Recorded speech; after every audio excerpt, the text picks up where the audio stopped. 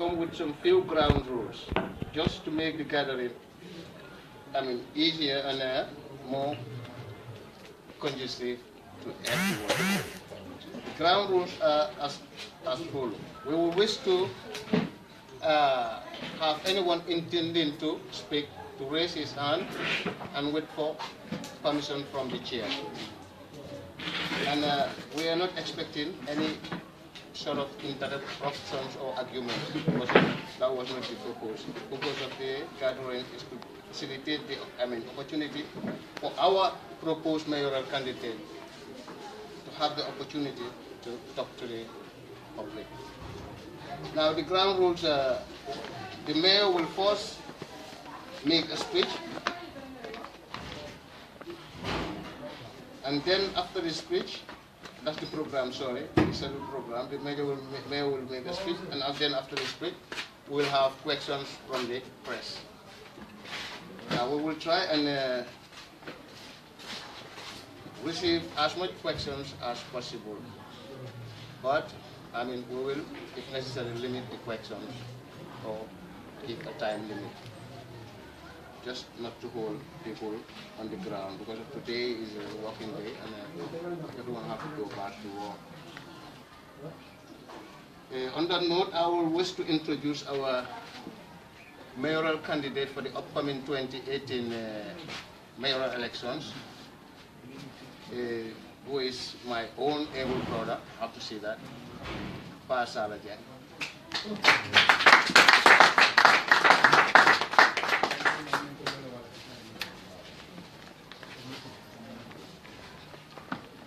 Thank you, Mbuguma, my good able brother, Mbuguma Ismail Jeng. I'm delighted to have all of you here with me today, especially members of the press. You are very welcome. I know that we are going through very unfriendly, hot and humid weather, and I have to appreciate your efforts coming over here. The purpose of this conference we are having today, as he said, is to facilitate and to let people know that there are plans on the ground for someone who served in the office of the mayor at one point in time to come back and restore the office back to its functional status,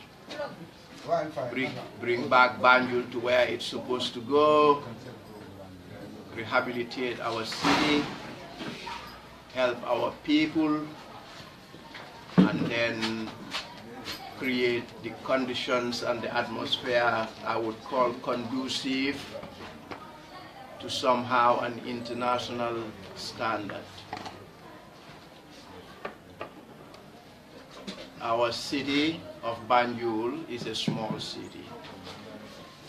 The residents of Banjul are about 35,000 people.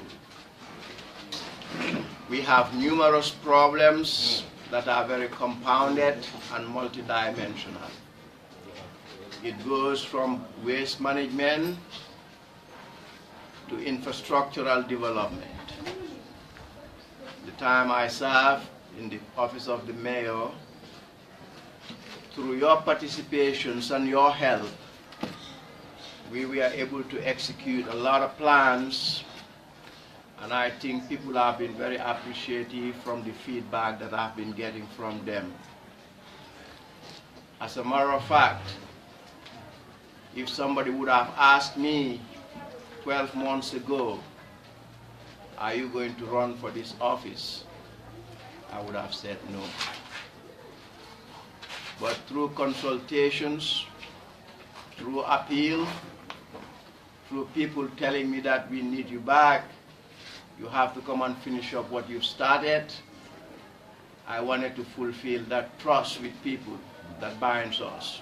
People have trust and confidence in me, and I want to come and serve them as their servant and see how much I can contribute more of that quota I've started towards the development of the city and Gambia as a whole.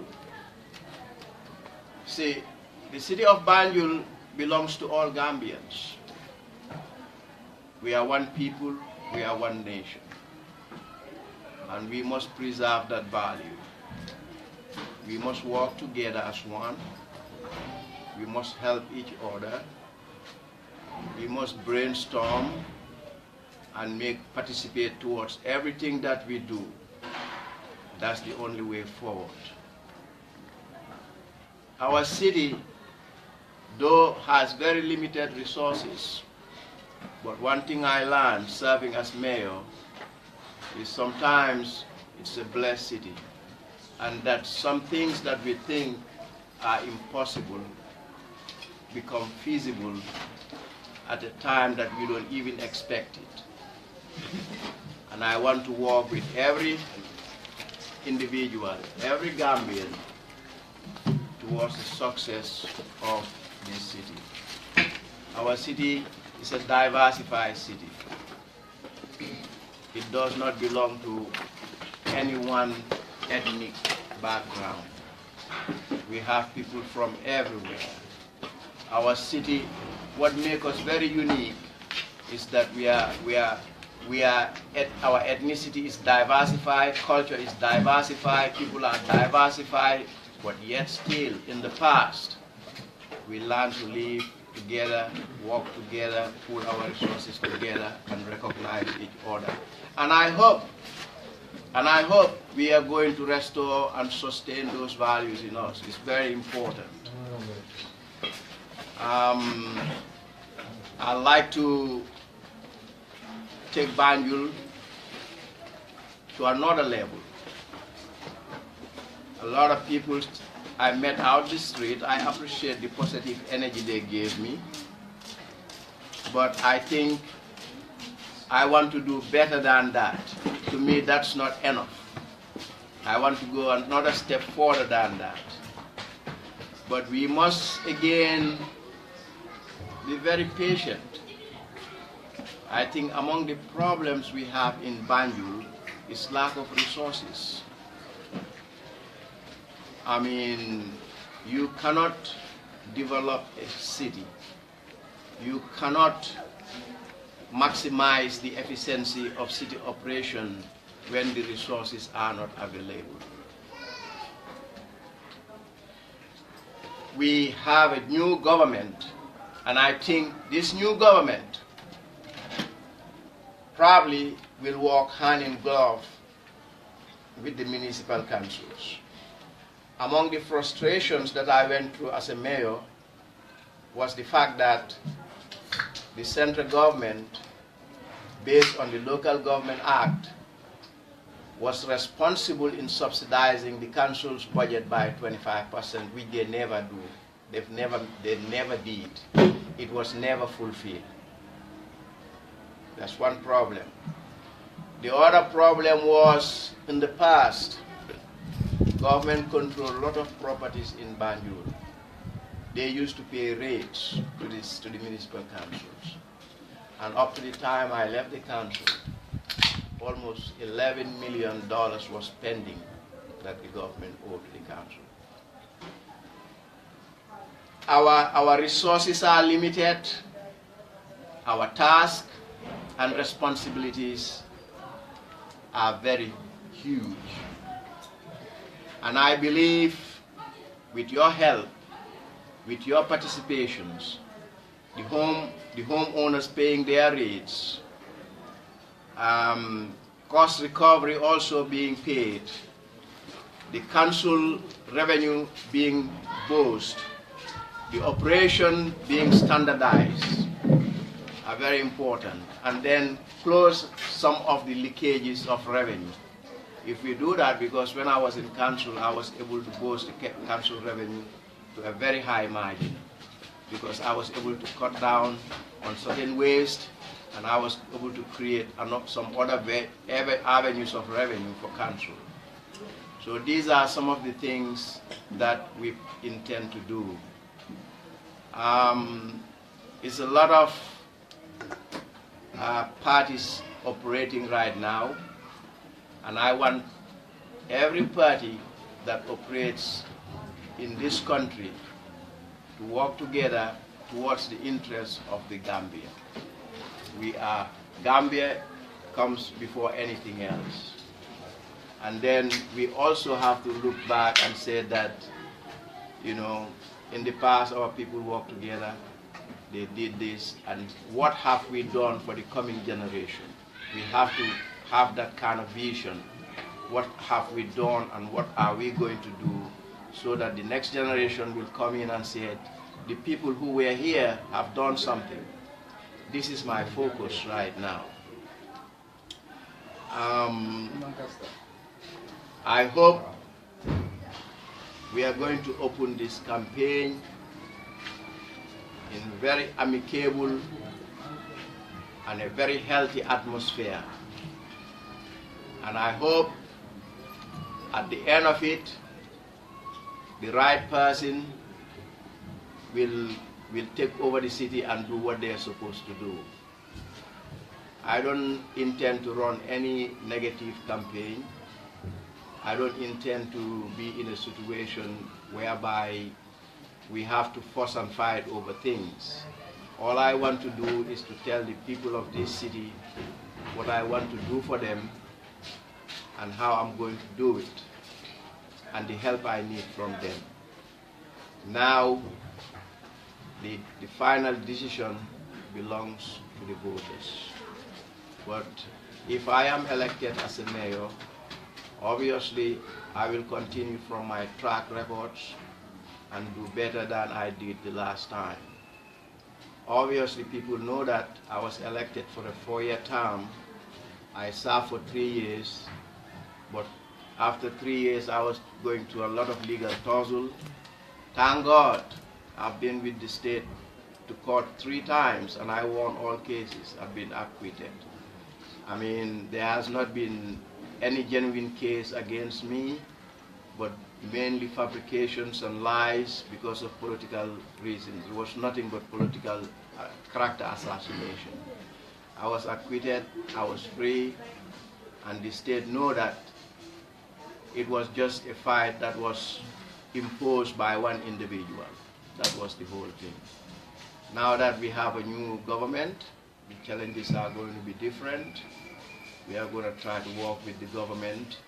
We are going to try to see what we can do to help the government and what the government can do to help us. And that on those bases, we will take Banjul further. And my major concern, people of Banjul, please come together, be one, be one. You know, there's no need for us to throw stones to one another, okay? Once we do that, then, you know, the grounds are smooth and the way is paved for us to go to another level. I'm gonna thank you from this point on and then listen to what other questions you have for me, whether I can answer them or not. If they are very difficult, I'll throw them on the right here to this guy sitting here. He'll be answering the questions, or the one sitting on the left. I thank you and I appreciate you, and I declared that I will be a candidate by the grace of God for this mayoral elections 2018, which is scheduled to be April of next year. Thank you. Right, thank you, Lord Mayor. Then we'll go over to the floor and to the press. Yeah, my name is Amarba. I work with the Standard newspaper. The first thing I will actually want to know is which party are you going to run under, if there is any? And the other thing is you were a mayor before, you said, but served 3 years and due to some circumstances you left the position. I just want to know how do you intend to make things right this time around, given the fact that, you know, when you were there, the political situation was not favorable to you. How do you intend to make things right this time? Because Banjul is still, you know, lacking behind compared to even, you know, other areas in the Gambia here, in the Kombo, Serekunda and others. Banjul is just not like a better capital, we can say. We cannot be proud of calling Banjul our capital. So will we see a better Banjul in the next 5 years if Pa Sallah Jeng is elected into office? Thank you. That's a very valid and a very good question. I totally agree with you. I have been around the city and I have seen the conditions of the city. I'm not either very much happy about it. I'm not going to say I'm not proud of it. I'm proud of the city because I was born here, I was raised here. I'm not happy about the conditions of the city that I know. But let me go to the first segment of your question, which was in reference to party affiliation. Up to this time, I look at myself as a coalition candidate. When I say a coalition candidate, it was a coalition that elected the new government. It was a coalition that helped us create the force and the momentum that eject an evil regime that was in this country. And I think the president we have, even though the coalition comprised of different parties, it was still a coalition and the president is still a coalition president. Of course, we have to understand members of the coalition belongs to different political parties, but the coalition is a different entity. At this point in time, I have a committee. This committee is like the steering committee. This committee is my vision. This committee is the committee that will sit, debate, discuss, and tell me this is our recommendation. I don't want to get myself at this level committed to a single political party. But I can tell you that I want to represent everybody. If I want to represent everybody, you can interpret it differently. As a coalition candidate or independent candidate, that's fine. But at this point, I'm trying to create unity within all the parties. And then, if that is feasible, I think that's my platform. And the other part of your question, which is about what will I do right to make it right. It's always been right. I always try to make it right. They always try to make it wrong, and they are always wrong. I will do whatever I believe is reality. Whatever I believe, I have clear conscience that is the truth and is to the interest of the people and the city. Now, I believe with that kind of attitude, I don't anticipate any kind of problem working with the state. That's basically how I feel. I think if we go towards that path, then we are doing the right thing, and then we'll see success and results. Okay, I'm Ramatulai Gay from Gambian Talents Promotion. I just want to ask you, we are once a mayor. Now, what difference will we make? What are we going to expect from you this time around? Okay, like I always said, I don't want to promise the sun not knowing how to get to the moon. I don't know exactly what's in the coffers of council. Like I mentioned earlier, I said everything depends on the resources that are available. The help of people, the attitude of people. All those things count. If I am elected, I will work harder to make sure that when I was a mayor, when I went to the council, nothing was there. But within a short period of time, we were able to have garbage collections from every resident twice a week. I don't know if they still have it or not, but when I was there, we were collecting twice a week from every resident. So waste management is my top priority. Make sure that area is well taken care of, making sure that we don't walk around and see garbage piling out the streets. That's my first priority if I am a mayor.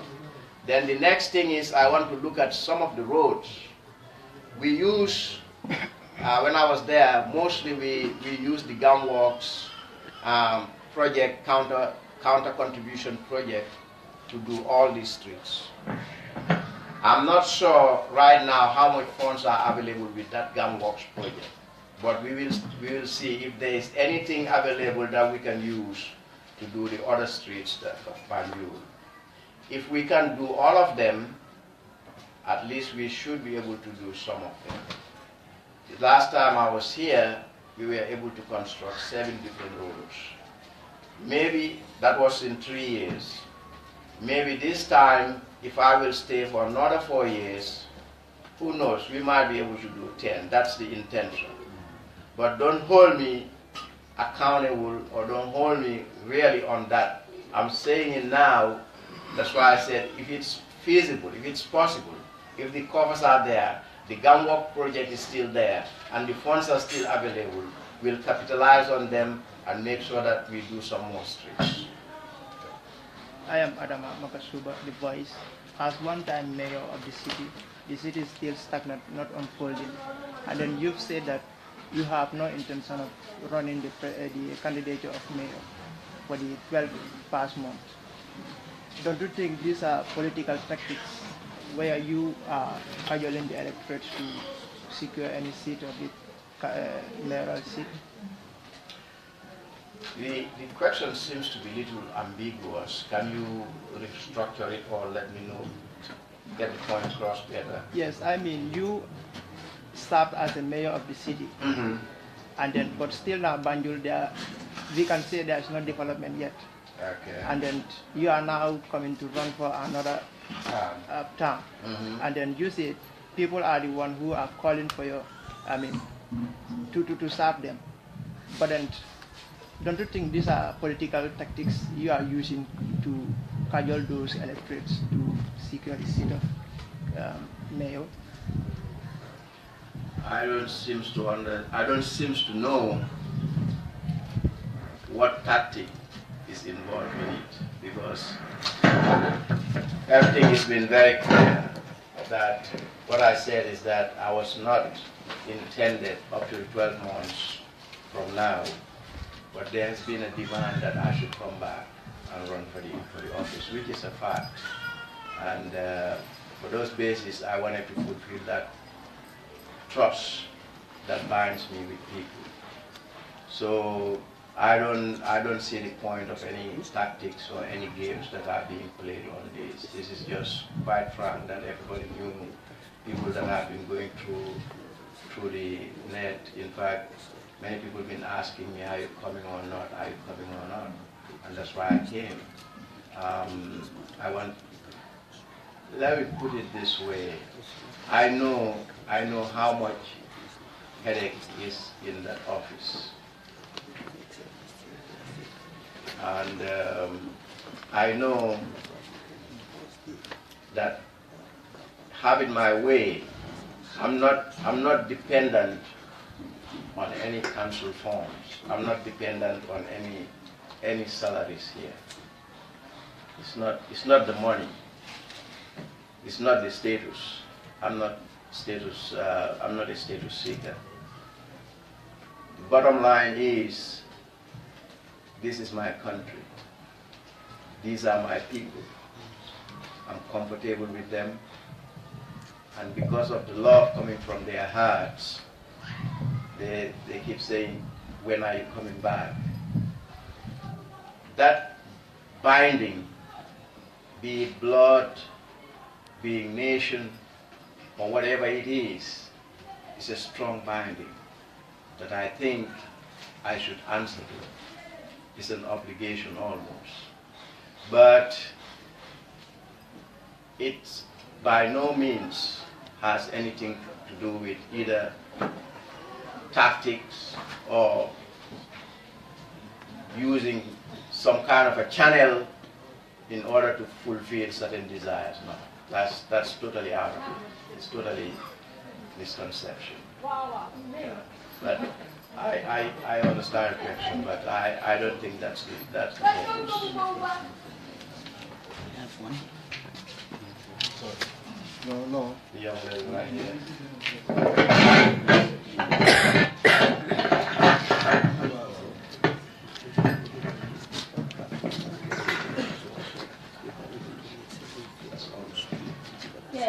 The electorates have seen my track records as a mayor when I was there, what I have done, and they are happy with it. That itself is the assurance I can give them. As far as what you said, what makes you sure that you're going to win? No, in an election you cannot say that I'm sure I'm going to win. All you can do is you make yourself available and you said that I am willing to contest and I am willing to do a good job for you. Now, if they trust you to a point that they are asking you to come back, you can depend on their faith that most definitely you stand a good chance. But when you're running an election, of course, you should be positive, but you cannot give assurance that I'm going to win. No, you cannot do that. And I'm not going to stand here and tell you that I'm going to win the elections. I can tell you that I stand a good chance because most people I've talked to, they seems to be very confident about me running for this office because of my track record. So most definitely I am very positive about it. But I'm not going to stand here and tell you that I'm already a winner. Whoever won the elections already won the elections, but we don't know yet. Yeah, a moment, please. I mean, sometimes it's not the best who wins, but the luckiest. Yes. And on top of these 7 roads, the last market built in Banjul was built by Pa Sallah. Madam, maybe Pa is the candidate himself, he need to take it easy, but I will tell you Banjulians are ready. And you know about that. Big man, what I want to say is political tactics is part of politics. If you're going into politics, you do your tactics. If you're a journalist, you are investigative. I mean, how much do you know about what Banjulians want? Do you know? Eh? Yep. I mean, you should make a research, go investigate. Then you will have a little understanding of what Banjul is all about. It's not about politics anymore. It's about reclaiming our inheritance. It's been damaged. The goodness, they struggle, eh? And we're going to take it back. Now, I will give the chance from the Banjulians, at least one of them, just to come with a question before we come back to you, the journalists. Please, eh? Press conference. Anyway, I'm sorry, it's a press conference too. And then I have to join the media too, because I'm part of the media too. I'm asking the Lord Mayor too, during his election some years ago. He won the election in a very landslide victory. The campaign was conducted, and then he found the cover of council was red. He got able to tackle the revenue and build almost about 7 feet of road. So I don't see any problem why he's saying that. He doesn't know the situation of the revenue of council. We know what he can do and ask him if he felt the situation of council and revenue was red, what he's intent to do again.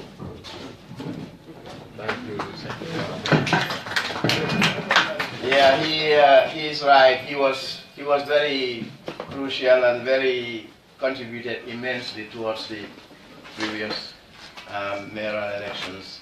If you observe properly, when he came, I called him Secretary General. I always call him Secretary General because he was very much involved in the campaign, and everything he said was there. When I went to the council, sometimes council were not paying salaries for 2 months. But when I went there, we were paying the workers every 25th of the month. They were paid. So it wasn't an easy job, but we were able to do it. And I think we can make it happen again. So I think you have a follow-up question, huh? Yes. Okay, go ahead. Yeah, like if I say political tactics, like we are journalists and then we need to educate the public. Okay. All right. And then, I mean, we need to know what is in the mind of the candidate so that we can tell the public this is the type of candidate you people are coming to have. Okay. Yes. And then my second question is, you're supposed to serve for 4 years and then you serve only 3 years. What was the motive or the reason why you didn't complete your full term? I was accused of so many doings that were not, you know, they were not being constructive, substantiated, or anything. It was just politics. It was merely politics. I see where you're coming from too, but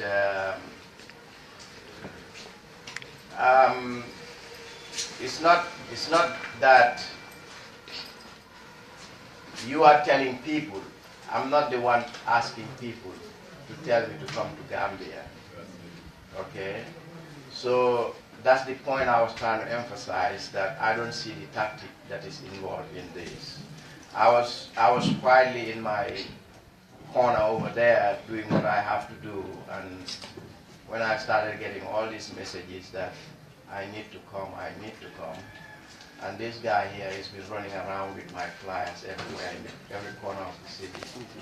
And he's been using his bits also on me, pulling me over. Yeah. But guys, I tell you what, we have a lot of work to do in this council. We have a lot of work to do. And once we get there, by the grace of God, if we get there, we will start from scratch. We will turn. We won't let any stone unturned. Everything would be looked at, and then we will make sure that we take Banjul back to where it's supposed to be. I mean, Banjul belongs to all Gambians. Okay, and I think if we do a good job in Banjul, we are doing a good job for everyone in the Gambia. I see a gentleman right there with his hand. I think let's allow the floor to take question. I think you guys have exhausted. Yes. No, I have a right. So you just allow us to take from the floor. Can we have that? Exactly. Of course, it's a press It's a conference. press conference. You should allow the journalists to speak their mind. Okay. Okay. Okay, but okay, go ahead.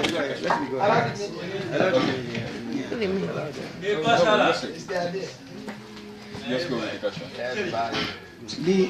The other question is in connection to the ports authority. I know actually they are on the government, but they are paying tax to council. And actually the port is, though we don't have that much demand in the port, but the port is still actually small. So I just want to know whether you are thinking of recommending for government to expand the ports. If you The take jetties, the port, extension is very good for Gambia, because we don't want to have any vessel that comes and will anchor offshore. But see, the ports, I think all these institutions are underpaying the city by very far. You know, what their dues are to this city is not what, and what they pay is such a small amount. It's a token sum. Up to the time I was in the council, the port was paying like 150,000 a year. A year? Yeah. The port is charging every vehicle, every vessel that landed in Banjul, you pay a landing fee to the port. You are landing on the shore of Banjul, and the revenue is going to the ports. And with all that, all these cargoes that are coming, all these containers unloading, how could you justify Ports Authority paying 150,000? And even with that 150,000, sometimes they don't pay on time. I definitely support expansion of the board, but I think there should be an assessment of what these institutions are supposed to do. Their liabilities, their responsibilities to the city, I think needs to be assessed, and then they need to do better. Ports, NALEC, you name it, they're all underpaying the city. They are not paying their dues rightly. And I think these are some of the things that we should sit down and discuss with central government. Not only that, but you see, council revenue has got to be expanded. The revenue base of councils needs to be expanded. Council needs to be more autonomous. Even I recommended at one time, why not government can charge license go to central government, but road tax pay to the councils, since the license plates go with KM or BJL. So at least that would help councils to cater to some of their responsibilities. I tell you, a lot of things are very expensive. Waste management, 60% of the council resources goes on waste management. So these are some of the things that people are not aware of. We were just discussing here excavating the Albion place that goes all the way to Box Bar, that to the canal, that major drainage. But those things require resources. Council don't have a dredger, doesn't have a lifter, doesn't have anything. Even the shovel, they have only one shovel. You need a shovel for landfill management, the landfill over there, in order to have it in such a way that we can dump our refuse. It needs to be shoveled all the time and paved way, but during the rainy season, any truck that goes there, you're stuck. So these are some of the things that are very vitally important that needs to be addressed. Is some of the things that the mere eyes don't see, but they are impeding progress a lot. See?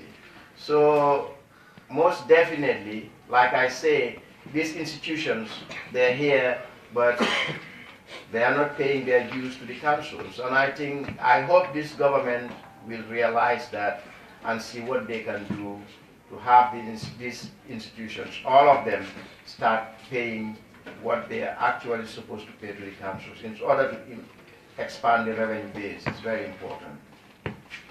Does that answer your question? Yeah. Okay. Good afternoon. My name is Pa Sallah. I was once the youth development chairperson of the Banjul Red Cross for 6 good years, and I was lucky to be the public relations officer of Banjul Youth Committee too as well. And we can fully recall in them days, during your era, there was lot of youth activities going in Banjul. And then you can all bear me a witness. I mean, because of that, that's why we're not seeing a lot of young people engaging into drug activities and stuff. I mean, we can all, see what's going on right now in Banjul. Because of, we know, the youth activities work that were going and then motivated by the former council, it's no more there. So we are appealing, being under the youth fraternity, you coming in, and then that's the reason why the youths too are, very, very eager for you to come back, to see whether we can able to get those possibilities, that we missed from, back in days that you know that today, some people like me and youth activity workers, they at least benefited from that Austin link, which was created by you, Banjul Austin. Red Cross, definitely we really, benefit a lot from it, and our volunteers benefit a lot. We are appealing as the youth fraternity. Hope that we are going to have that smooth environment with the council. If at all that, elected have been given to you once more. Thank you, Mr. Ndur. Mr. Ndur, I intend to restore everything that was here when I was here. We will support the Youth and Sport Council. We will work with them. We will participate in all the cultural activities. We will start to link up with the schools and see what we can help them with. When I was a mayor, I started what they call, if you go to England or other big countries, they have what they call the lollipop man. after school, they have a police officer in front of every school helping the kids to cross the street and stop the traffic. I started that. Yeah, I don't know if they're still doing it, but I started it, and I intend to get that program back again in place. Again, the other thing is I used to have a lot of rapport with the school system here to know what their problems. I want to make the schools of Banjul the best schools in the country. When I talked to them and they told me that they were lacking physical education teachers, I deployed our security from the council to visit PE teachers in the schools. I started a link between the schools of Banjul and Luga, and all the head teachers of the schools here went to Luga, and the Luga head teachers were supposed to come to Banjul too. They were supposed to start comparing their methods, their procedures, and what they can do to help students. St. Augustine's high school is linked with another high school in Austin. It was during my time. And I think youth, culture, sports, and education, whatever that we've been doing, just like we were able to start like we used to have one annual one-tier during the Tobaski season. We started other one-tiers, even Christmas one-tier. And I think the Christian community was very happy and pleased about it. We started to offer the Christmas Carol program for the Christian community so that we want to show them that they are part of us. We all have friends and relatives who are non-Muslims. And it's not only that the council is trying to be a religious council, but we want to embrace everybody regardless of their faith, their beliefs, or whatever they are. Bottom line is that I want to see justice prevail. I want to see everybody enjoy the fruits of this country, whether you are a male or female. When I was in council, I started to recruit female security. I was the one who started the program. I said, no, we have to have female in our security units. And it was started. When I was in council, the first thing I did was to build up a handicap ramp that will allow access to people that are on wheelchair to get into the building, because I believe it's very important we should give them that opportunity also to get in. And those are things I want to make sure that I will continue to do. The youths, the sports, the culture, the handicap, the men, women, young, old. As a matter of fact, I started telling some people in Banjul, put yourself together, organize yourself in the form of an enterprise, and we see if we can extend a contract to you. I started that as well. So these programs probably have been gone when I left, but they will come back if I'm elected. Thank you very much. My name is Tayo Wata. I say Banjul News. I'm living in this area. So I'm asking for you. We are seeing mayors coming going for the past 20 or 30 years. But we didn't see a mayor who started a future plan for Banjul, because now you cannot call Banjul our main capital like the other countries. So I'm asking you whether you have plans you can relay here, so that when you gone, when another mayor comes, we will take from there so that we can rebuild the city to be a standard city like other capitals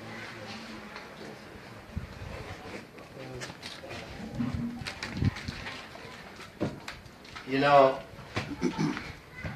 I think a question was asked from this end in respect, connecting to that. I've seen this condition of the city. I'm not happy about it. I wish I have the finance to do something. What we can do is that we can get some investors. We can try to see if we can get investors to get involved in restructuring some of the dilapidated places in the city. But you see, the other thing is that the willingness of the homeowners. Banjul is got one particular problem a lot of people don't understand. Most of the homes in Banjul, they are owned by more than 100 people. And most of the homes in Banjul, the title is still in the great-great-great-grandfather. It's not changed yet. And all those 100 owners, they are out there, you have only tenants there. So nobody wants to invest their money to rebuild their properties. The only thing that needs to be done is to empower. You know, the cities, they need legal empowerment. If the cities are empowered to inculcate some building codes that if you don't keep your property up to this standard, then the city can do certain things. Then maybe that would work out. Independence Drive, entry to the city, I heard the fencing was really terrible until, I don't know whose tenure was it as a mayor, they agreed that they will do the fencing and then the homeowners will pay the cost by installment. But after they fenced Independence Drive, I think the problem they had was they were telling them, we didn't ask you to fence it, so we are not going to pay for it. So it's not like a piece of cake, believe me. It's not going to be easy, but if the homeowners are willing, and there are investors that are willing, and the council is ready to involve, maybe we can work out a system that we can rebuild some of these homes, and then the cost would be recovered through tenancy or commercializing part of the properties. That we can look into. I cannot assure that it will be a successful program, but I am ready to sit down with homeowners and investors and see if that plan will work for Banjul. Because seriously, what you have said, some of the homes that you see in Banjul, they're so dilapidated and it's so pathetic. You know, it's very pathetic when you look at them. So, in other countries, they will impose certain building codes. If you don't meet those standards, nobody's going to live there. And the city will tell you that you cannot just abandon a building like that. But we don't have those kind of laws. When I was mayor, people asked me, Banjul is turning to a storage city. Banjul is turning to, everything is now becoming a commercial area. But we don't have any laws in this country that would restrict that. You should have a store here, you shouldn't have a store here. Unless they are in our laws. Or maybe when the council meet and pass a resolution and then it becomes an ordinance, then you can impose it. You can execute that kind of law. But we don't have them. So it's nothing you can do about it. But I feel bad when I walk out this city and see some of the buildings and how they look like. Okay, I think we're done with your question. Yeah. Okay. How about the floor? Any other question? Okay, then I think. Well, I thank you for coming. I hope that you have some of your questions being clarified, and hopefully I ask you and I plead with